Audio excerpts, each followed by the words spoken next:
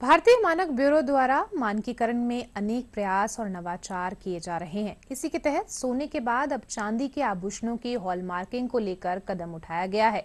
1 सितंबर से स्वैच्छिक रूप से लागू हुए इस प्रयास के अंतर्गत चांदी की वस्तुओं पर भी 6 अंकों की HUID हॉलमार्किंग लागू की जा सकेगी। मानक ब्यूरो के इस प्रयास पर महानिदेशक प्रमोद कुमार तिवारी से बात की हमारे संवाददाता लक्ष्य आर्य ने।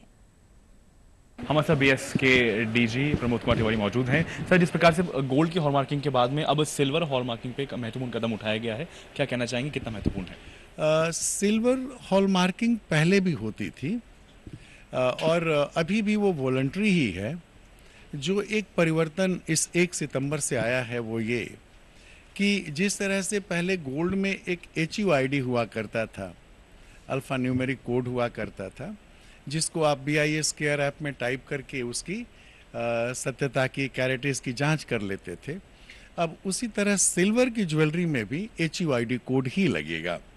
तो बेसिकली जो हॉलमार्क का पैटर्न है, तरीका है, उसको बदल दिया गया है। तो जो आम ग्राहक हैं, आम नागरिक हैं, किस प्रकार से लाभान्वित होंगे इस पहल से? अब अगर कोई ज्वेलरी हॉलमार्क्ड है और उस पे HUID है तो आम आदमी ये सुनिश्चित हो सकता है कि वो जो खरीद रहा है उसकी क्वालिटी अच्छी है, जितने कैरेट का वो खरीद रहा है उसी कैरेट का उसे मिल रहा है। और जैसा मैंने कहा, अब उसके हाथ में एक BIS केयर ऐप नाम का उपकरण भी है, जिसके थ्रू वो जांच भी कर सकता है कि जो जानकारी दुकानदार उसको दे रहा है उस ज्वेलरी के बारे में वो सही है कि नहीं है। न केवल गोल्ड बल्कि सिल्वर में भी HUID के माध्यम से अब उसके मानकों की निधान किया जा सकेगा, बल्कि साथ ही साथ में अब BIS द्वारा भी एक महत्वपूर्ण कदम उठाया जा रहा है सिल्वर हॉलमार्किंग में। कैमरामैन हनुमान के साथ में लक्ष्य आर्य, DD न्यूज़, जयपुर।